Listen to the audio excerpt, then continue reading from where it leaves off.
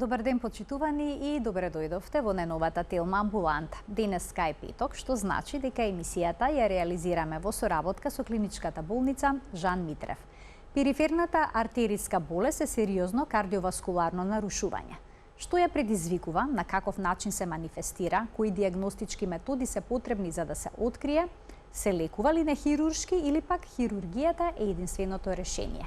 Доктор Ристе Зимовски, специјализант по општа хирургија во Жан Митрев клиник, е денешниот гостин во Телма амбуланта. Докторе, добре ни дојдовте во емисијата и во студиото на Телма.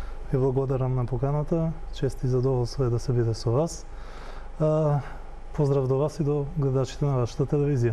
Докторе, има еден став дека нашата возраст е во директна корелација со здравјето на крвните садови. Еве сега ќе го погледнеме првиот елоп за денеска. Вие ќе појасните дали ова факт или не, кој што гласи: човекот е стар колку што се стари неговите артерии. Има ли вистина во ова?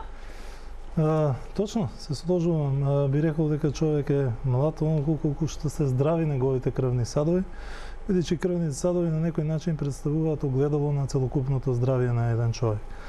Возраста, за жал, е еден од оние непроменливи фактори кои што влијае на сушност состојбата на крвните садови. Покрај возраста, тука и полот, се од оние два непроменливи фактори кои што за жал влијаат на состојбата на артериите, односно на целокупните крвни садови. Така да човек како што старее се случуваат одредени промени во крвните садови кои што постепено и пополека знаат да предизвикат сериозни болести. Но и млади луѓе може да имаат некакви нарушувања на крвните садови, да имаат атеросклероза, да речеме, а повозрастните може да го немаат тој проблем, или пак сите ќе добиеме атеросклероза со годините? Видите, има некои студии кои што велат дека атеросклерозата се јавува уште во рана возраст, меѓутоа брзината на напредувањето на атеросклерозата пред се зависи од некои наши животни навики. Као што кажавме, постојат два фактори као пол и возраст кои што се непроменливи, меѓутоа има доста и фактори кои што ние самите на некој начин придонесуваме за забрзување на процесот на атеросклероза, па така точно може да се појави и млади индивидуи, за жал се помлади, као резултат на некои нездрави животни навики. Брза храна, мала спортска активност, пушење, консумирање на алкохол, обезност, така да има доста животни навики кои што придонесуваат за забрзување на овој процес. Го споменавте полот. Да. Зошто тој е важен? Полот е важен бидејќи студии велат дека мажите имаат поголема инциденца за заболување на крвните садови, бидејќи жените додека се во посебно репродуктивниот период се заштитени од естрогенот како хормон. Но со менопаузата се менува ли сето тоа? Со менопаузата, да, пополека се изедначува, значи штом заврши тој период на менопауза, пополека не постои некоја голема разлика во однос на инциденца на заболување помеѓу мажи и жени. Може ли да ни појасните што всушност се случува со крвните садови кога на нив ќе почне да се таложат мастите и сите останати? Да. Као што кажав, атеросклерозата значи се јавува уште во рана возраст.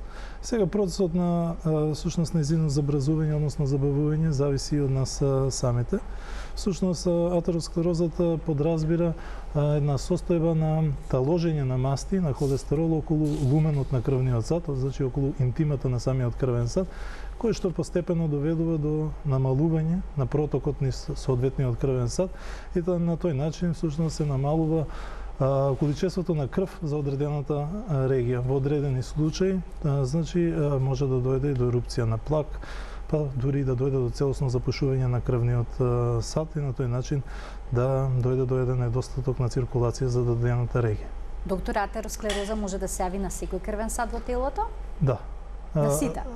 На артериските крвни садови. Артериските крвни садови, атеросклерозата е всушност генерализирано заболување. Штом се појави на едно место, најверојатно постои во крвните садови и на друго место. А се јавува ли некаков воспалителен процес пред да настапи атеросклерозата претходи или некаков воспалителен процес? Да, добро, видите, воспалителен процес постои во смисла на тоа дека, као што кажав, самиот процес на атеросклерозата подразбира оштетување на интимата на крвниот сад. Организмот има својство да се бране значи од самото оштетување, и тоа предизвикува одредена воспалителна реакција. Таа воспалителна реакција доведува до всушност забрзано таложење на масти, на одредени цитокински, всушност на одредени цитокини кои што доведуваат до забрзување на процесот на атеросклерозата и до забрзување на всушност полнењето на тие плакови со масти и со холестерол. Така да всушност на некој начин доаѓа воспалителен процес кој што е во рамките и во склоп на имунолошката реакција на организмот кон оштетувањето на самиот крвен сад. А опасно ли е доколку овој плак се наталожи на крвните садови, на нозете, на рацете, на екстремитетите? Да. Бидејќи обично се плашиме доколку се појави во близина на срцето, па потоа на крвните садови што ја носат крвта во мозокот.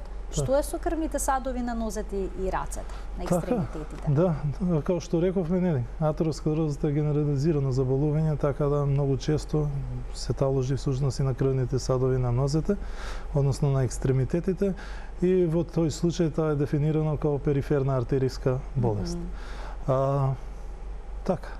Периферна артериска болест, значи всушност атеросклероза на крвните садови само на нозете или на рацете? Видите, и на рацете, меѓутоа инциденцата на појавување е поголема на нозете, некаде во светски рамки околу 15 до 20% од светската популација, значи страда од периферна артериска болест, па и Македонија не е исклучок, и со тие проценти некаде приближно и ние всушност имаме таква инциденца од 15 до 20%, значи од популацијата во Македонија страда од периферна артериска болест. Точно ли дека болеста не е доволно препознаена? Обично се меша со некои други диагнози? Па да. Најверојатно пациентите и ние као индивидуи имаме некој одбранбен механизам со кој што всушност се браниме од помислата дека можеби боледуваме од периферна артериска болест, па така многу често болката во нозете знаеме да ја препишиме на промени во времето, на реума, на старост, на прекумерна тежина, некоја прекумерна физичка активност, така да во тој поглед всушност постои еден начин на недоволно препознавање на болеста. Докторе, да поразговарам уште малку за ризик факторите кои што придонесуваат да се развие оваа болест. Очигледно дека се истите кои што доведуваат и до атеросклероза, но ево овие два фактора кои што можат да се издвојат, ги издвоивме во денешната телма амбуланта, па можеме да го видиме следниот телоп кој што гласи: пушачите се под зголемен ризик да добијат периферна артериска болест. Докторе, дали цигарите директно ја предизвикуваат болеста? Видите, не би рекол дека директно, меѓутоа придонесуваат за забрзување на процесот. Као што рековте, има и други ризик фактори, тука се пушењето, дијабетот, нерегулираниот притисок, хиперлипидемиите, обезноста, така да постојат повеќе променливи ризик фактори, односно оние наши животни навики кои што знаат да придонесат за развивањето на периферната артериска болест, вклучително и пушењето. Димот од цигарите содржи околу 4000 различни честички во себе, така да сите до крај не се испитани за какво влијание имаат врз крвните садови, меѓутоа од она што е познато до сега во студии, се вели дека всушност тоа е веќе патофизиологија, би ни требало и една посебна емисија само за патофизиолошките механизми на цигарите да се објаснат врз крвните садови, меѓутоа накратко би рекол дека предизвикува димот од цигарите, знае да предизвика намалено ослободување на азотен оксид, кој што е многу важен и потентен вазодилататор на самиот крвен сад. На тој начин крвниот сад станува ригиден и ја губи еластичноста, односно способноста за вазодилатација. Од друга страна, знаат да предизвика всушност и зголемување на, односно влијање на нивото на рецепторите на тромбоцитите, па ја зголемува и агрегацијата на тромбоцитите, така да пушењето во дефинитивно е еден од најголемите, заедно со дијабетот, би рекле, ризик фактори кои што допринесуваат за забрзување на процесот на атеросклероза. Дури историјата на пушење, ако некој пушел некогаш па престанал, и тоа е ризик фактор? Да. Околу 90% од пациентите со периферна артериска болест имаат историја на пушење. Значи, без разлика дали ставаме збор за активни пушачи, исто така с голем ризик имаат и лица кои што прекинале со пушење пред известен број на години, па дури и пасивните пушачи влегуваат во таа категорија на зголемен ризик. Следниот ризик фактор веќе го споменавте, гласи дијабетесот е ризик фактор за периферна артериска болест. Знаеме дека дијабетесот ги оштетува големите, малите крвни садови. Предпоставам дека на тоа се должи. Точно, значи дијабетот исто така има свои патофизиолошки механизми преку кои што предизвикува оштетување на самиот крвен сад. Би рекла дека тука таа дислепидемија, зголемена инсулинска резистенција и се едни од основните причинители за оштетувањето на крвните садови. Во долна линија и пушењето и дијабетот својот механизам на дејство го предизвикуваат, односно го остваруваат преку оштетување на ѕидот на крвниот сад, као резултат на што во основа се случува таа воспалителна реакција која што ја спомнавме претходно, која што доведува до забрзано таложење на масти и на клетки во во самата интима на крвниот сад и постепено всушност стенозирање на тој крвен сад. Докторе, да им дадеме можност на гледачите да се вклучат во денешната Телма амбуланта со нивни прашања, почитувани 3076-677 е телефонскиот број на телевизија Телма. Доктор Ристе Зимовски, специјализант по општа хирургија во Жан Митрев клиник, е гостин во студиото на Телма и токму тој ќе ги разреши вашите дилеми поврзани со темата на која што зборуваме. Докторе, дали периферната артериска болест може да не даде никакви симптоми? Значи да имаме проблем на таложување на плак во крвните садови, а да не чувствуваме ништо? Да бидам искрен, мислам, периферната артериска болест речи секогаш се манифестира. Значи секогаш знаеме дека е присутна, само зависно од периодот на напреднатост на болеста дава различна симптоматологија. Оној најпрв почетен стадиум на почеток на таложење, значи на масти во крвните садови и развивање на атеросклероза на долните екстремитети, вообичаено значи дава болка, меѓутоа при еден екстензивен физички напор. Така да понекогаш знаеме работа. Тука има една градација на периферна артериска болест, груба поделба во 4 всушност фази, Фонтейн 1 до 4. Фонтейн 1 е всушност она прва фаза за која што пациентите може всушност на некој начин да ја препишат болката во мускулите на интензивен физички напор. Значи при интензивен физички напор, трчање и така може да се јави одредена болка која што може да ја препишиме на заморот кој што го чувствуваме. Фонтейн 2 е момент кога човек значи има способност да испешачи некои 50, 100, 200 метри и започнува да чувствува болка во мускулите.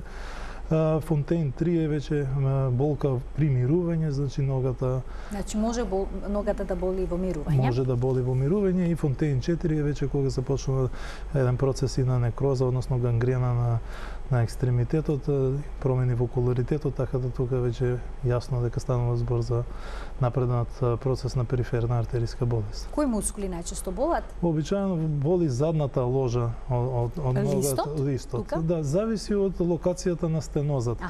Зависи од локација на стенозата, меѓутоа највообичаено боли точно листот. Имаме гледач на линија, да му дадеме можност да постави прашање. Добар ден и поздрав до него. Добар ден. Повелете. Добар ден. Добар ден. Ве слушаме, добар ден, повелете. До докторот. Сакаме на прашање, мислам, пред пар години, 99-та година, се снима во една приватна ординација, правев на нозете проводност на артерии и ме најдова слабо проводни артерии. И ништо не ми дадува ни лекови, ни некаква превентива. Меѓутоа, јас сум спортски дух имам, возам точак, пешачам. Само имаше период кога ми се појави болка во мускулите, рецимо горе во нозете, а на листовите нема. И случајно отидов на една рутинска контрола во Систина и направив КТ и докторот ми рече веднаш сум за операција. И ја веднаш одлучив и ме оперирава од запушена стомачна аорта, али не сум имала никакви други симптоми. Така. Ја направив операцијата, значи сега во моментов имам байпас, меѓутоа сепак возам точак, активна сум, ништо немам болки овода, ама од време на време, речимо сега го се менува времето, кога пешача мака повеќе што вели докторот, па да речем 1 километар или 2, осеќам болки или во долните мускули на нозете под колено, мислам, позади колена и мускулите предни, од бутот до коленото. И каква превентива, како да се заштитам, како што да преземам, Ви благодарам што се вклучивте во Телма амбуланта, што го споделивте вашето искуство, секако и на прашањето, докторе, повелете. Да. Добро, кај пациентката е направена замена на абдоминалната аорта со васкуларна протеза, најверојатно причината за тоа било запушување на надворешните илијачни артерии.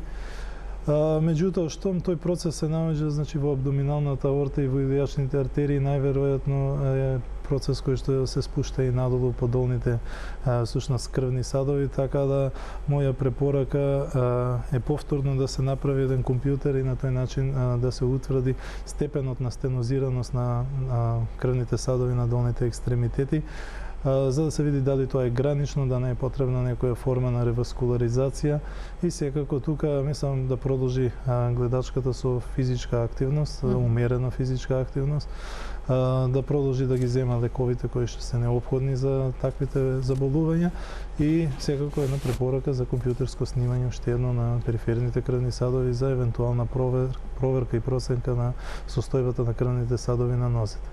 Уште еден гледач очекува вклучување во емисија. Добар ден за него. Добар ден. Повелете. Сакам да прашам поздрав до емисијата, до вашето доктор. Ви благодарам.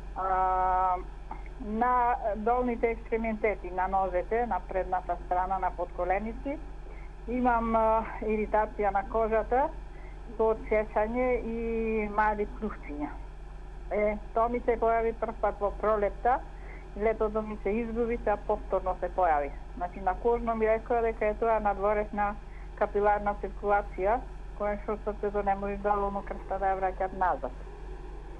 Сега ми дадоа нешто да се мачкам за да ми помини тоа, меѓутоа што треба понатака да испитам јас за да се утврди тоа дали е така или не е така, пошто рекоа дека не е инфекција на нозите.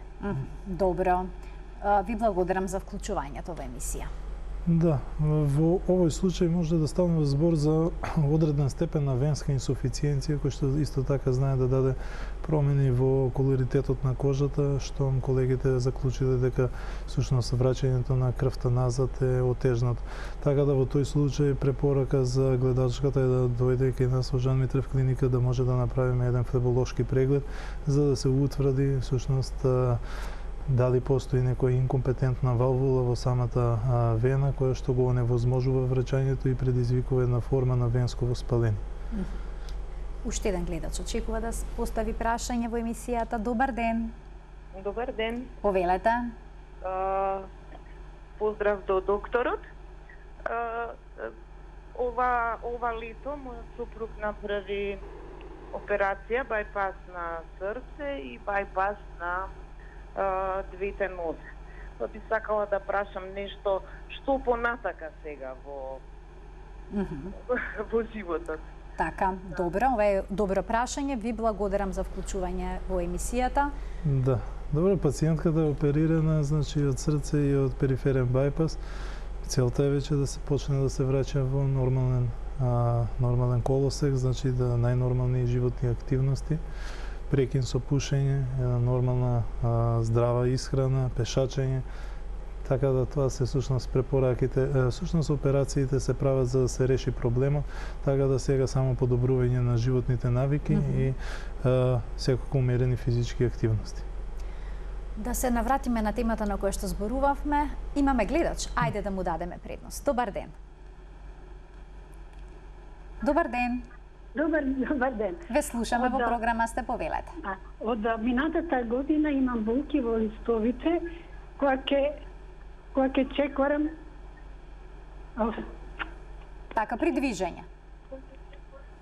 Малку на 100 метра и после тоа почнуваат болки. Потоа испадна дека имам ревматска полиемијалгија и са дали се тие болки од ревматската уште траат, и взимам лекови, подобро ми е, ама тие болки во листовина ќе се уште траат кога се движам, а другото ми е подобро. Дали од ревматска полимиалгија или од виешниката периферна артериска болест. Што ние далека до сега не му кажам на ова на артериска болест, дека може да бидат болките. Добро, еве сега докторот. Доктор, по телефон можете да разрешите дилемата или имате некој подпрашање? Јас имам подпрашање, дали болките се во мускулите или се во зглобовите?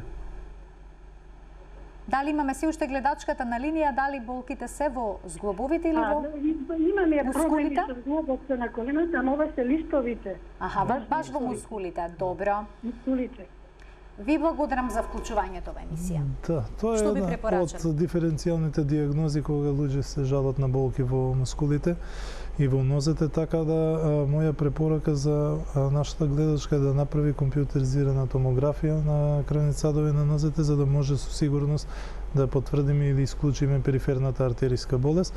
Меѓутоа, многу често, значи, токму вакви причинители ишијас и така натаму знаат артритис, знаат да бидат диференцијално диагностички, значи, мамки и да не пратат во една погрешна насока. Така да еден совет до гледачка, доколку е во можност, да направи компјутеризирана томографија за да може јасно да се види, јасно да се видат крвни садови на носите.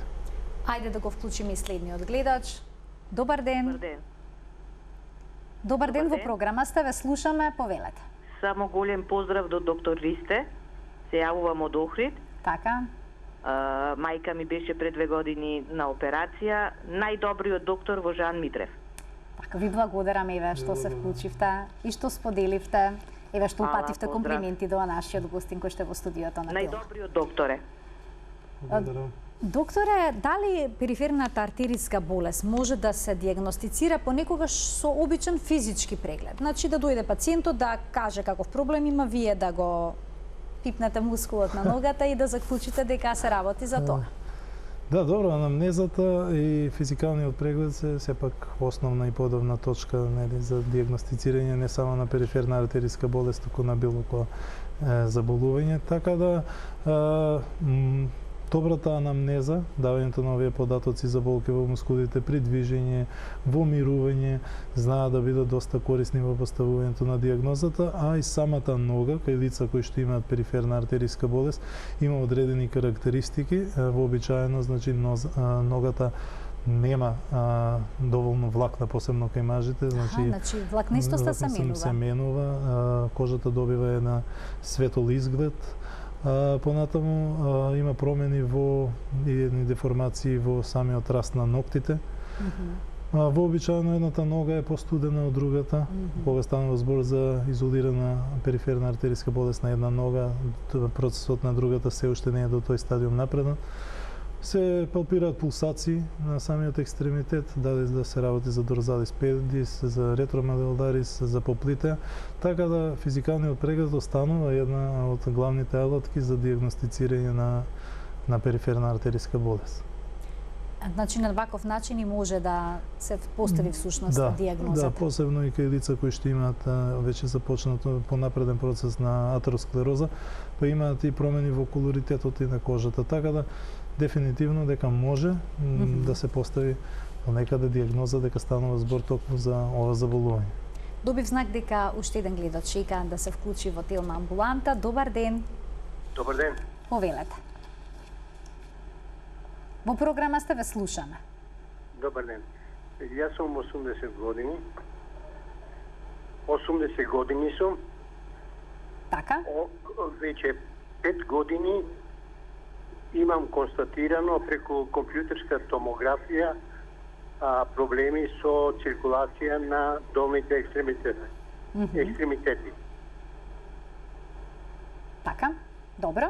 Тоа го чувствував преку одење со болки на 200-300 метри. Господине, ќе ве молам да не го следите тонот на телевизорот, намалете, следете на во слушалката, изборувајте во континуитет. Така, кој е вашето прашање конкретно? Значи имате диагностициран проблем кога се движите, забележувате симптоми? Да.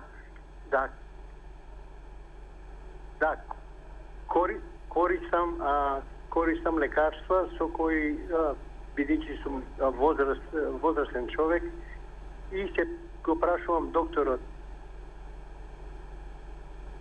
И дали можам да продолжам така со животот? Имам болки на 200-300 метри и не морам да одам на операција.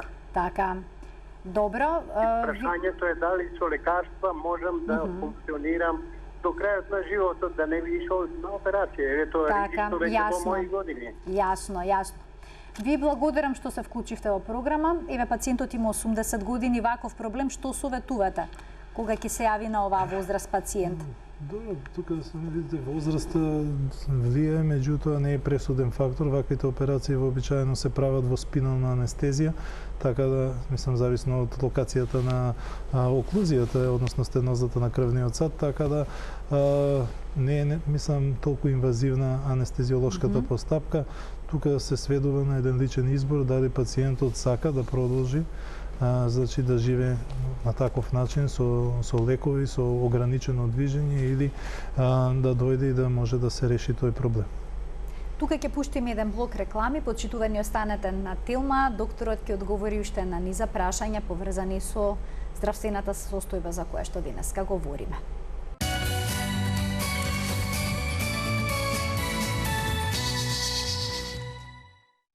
За периферната артериска болест денеска во Телма амбуланта зборуваме со доктор Ристе Зимовски, специјализант по општа хирургија во Жан Митрев клиник. Докторе, веднаш имаме гледач, да го вклучиме, да му дадеме предност. Добар ден. Добар ден. Нешто да го прашаме доктора дали да, во програма сте, ве слушаме, повелете. Оперирана сум пред 3 години на Само од режија ќе замолам малку да ни пуштат погласно, бидејќи слабо слушаме, повелете вие. Оперирана сум пред 2 години на масно ткиво на вратот. Така. И сега осеќам пред еден месец дека повторно се појавува тоа. Добро, значи ова е нешто надвор од денешната тема, но еве докторот би можел да ви даде одговор накратко и за тоа, повелете. Вообичаено стана збор за липоми, кои што се многу чести, така да ако не и предизвикува никаков проблем на пациентката, нема потреба повторно да се оперира согласно возраста. Ако и предизвикува некоја форма на непријатност, притисок и така натаму, тогаш ќе биде потребно за жал повторно оперирање. Да се задржиме на болката што ја чувствуваат оние со периферна артериска болест на нозете. Да. Како таа изгледа? Наликува ли на грч? Да, една форма на грч, значи вообичаено пациенти се јавуваат на доктор баш кога ќе почне тој Фонтейн 2, кој што го спомнавме пред малку, и всушност при одредена, значи да кажеме некои 50 до 200 метри секој индивидуално зависно со степенот на стенозата им се јавува одредена болка во форма на грч. Најчесто, значи тоа е силна болка која што ги принудува, значи, пациентите да седнат. Штом, значи, малку поседат пациентите, таа болка разминува и они се повторно способни за одредена минимално движење, околу пак повторно 50, 100, 200 метри, зависни индивидуално од степенот на преднатост на болеста.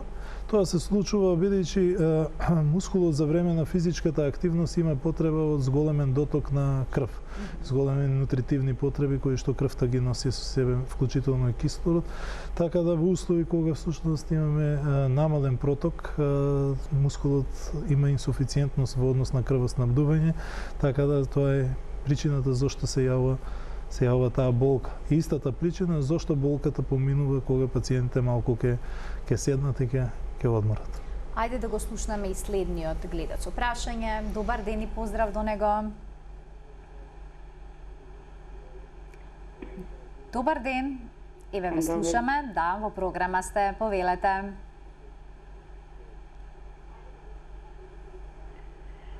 Дали се слушаме? Да. Повелете. Кој е вашето прашање? Моето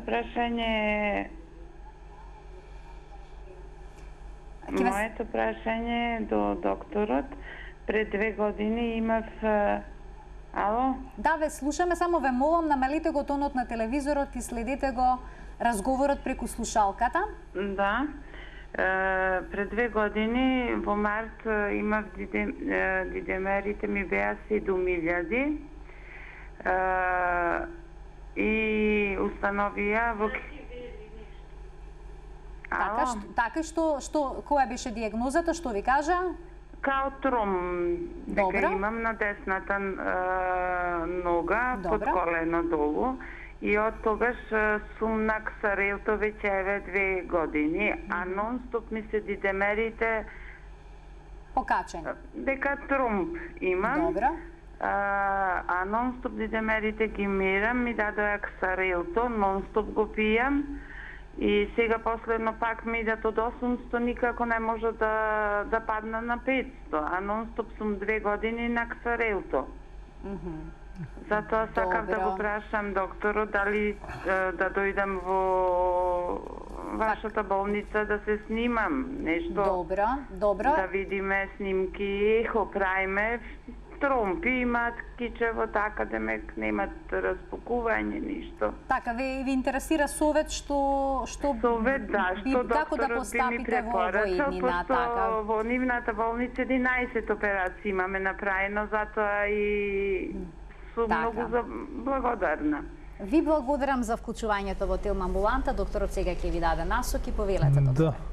Добро, штом па овој пациентка, слушателката е на антикоагулантна терапија, она е заштитена од ризиците кои што може да ги носи тој тромб.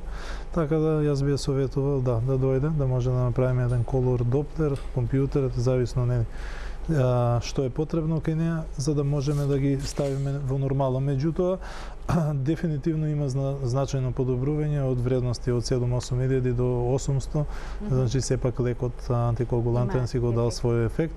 Со тоа што го прима во тие тераписки дози е доволно покриена, така да не треба да се плаши, меѓутоа треба да се јави, за да, ако можеме, на некој начин дополнително помогнеме. Уште еден гледач очекува вклучување во емисијата. Добар ден. Ало, добар ден. Ве слушаме, во програма сте, повелете. И вас ќе ве замолам да го намалите тонот на телевизорот. Ете така. Нема проблем. Во ред. Кој е вашето прашање? Ја имам 2 години веќе болки во рацете. Во шаките. Така. Само таму. На нозете од време на време ќе ме фати некој пут што вика докторот Грч на левата од коленица, али јас ја решавам со удирање на ногата во тепих, односно во тепих во одушек и повраѓа тоа. Меѓутоа рацете нон-стоп, не можам тупаница да стегнам. Меѓутоа ја во рацете имам сила и во рацете немам болка, ако не морам да стегнам тупаница. А ако станам доволно да ставам молив во рака и ако го стегнам, можам да го држам, нема да можете да ме ги устегнете. Значи јас сила имам во рацете, али немам кој ќе стегнам тупаница или кој ќе сакам нешто да направам, ме боли раката. Не едната, двете.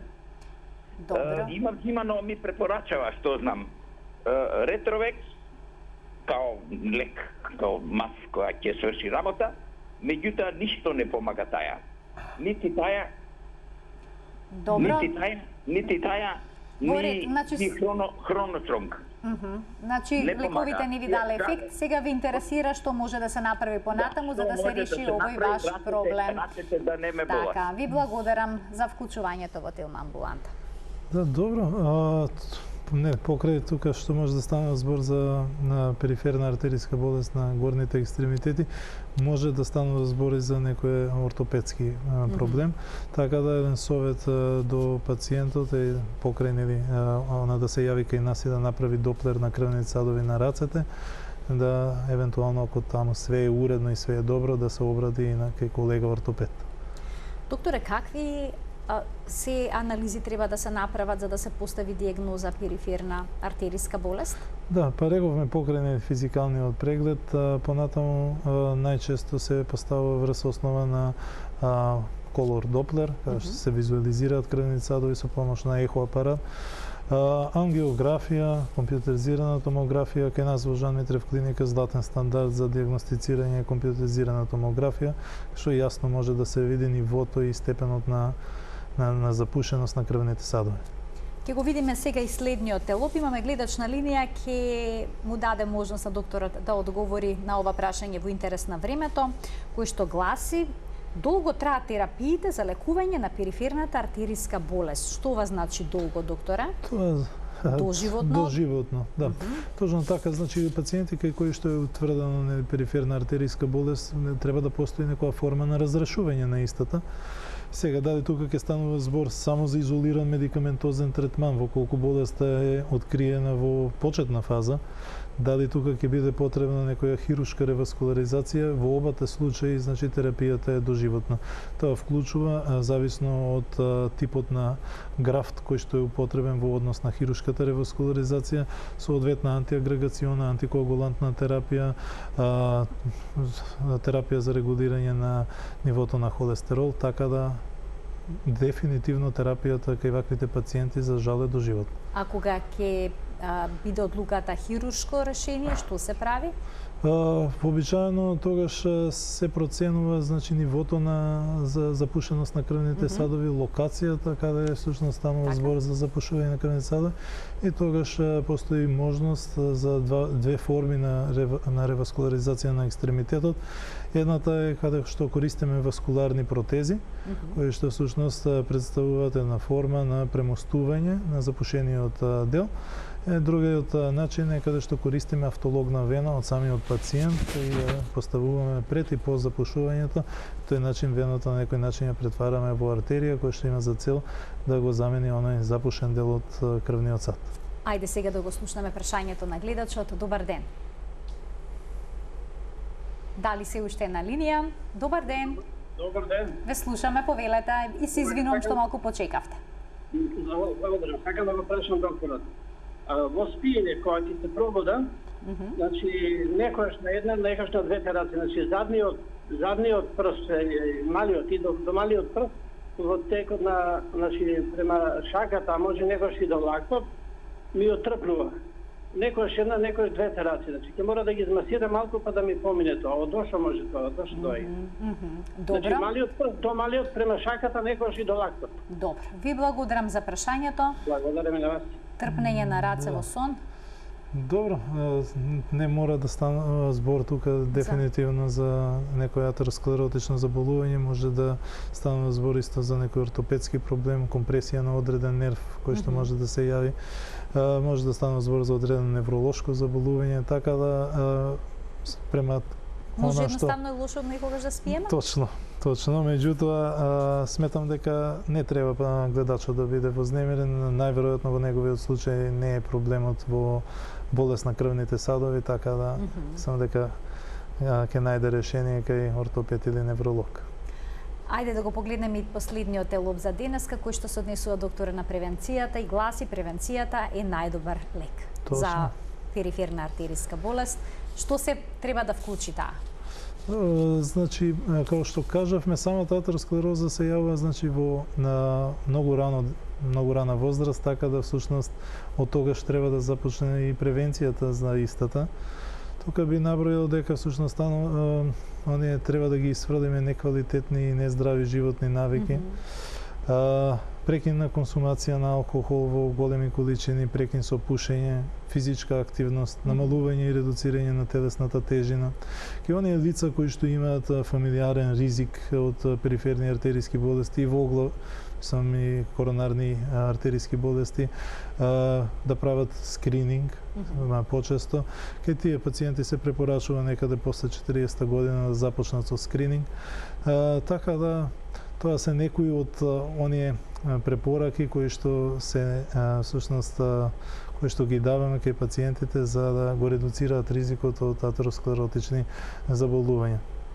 Ви благодарам за вашето денешно гостување во Телма амбуланта. Ви благодарам и вас. Почитувани, ова беше се во денешната емисија. Се гледаме секој работен ден во 12:45 секако на Телма. До гледање.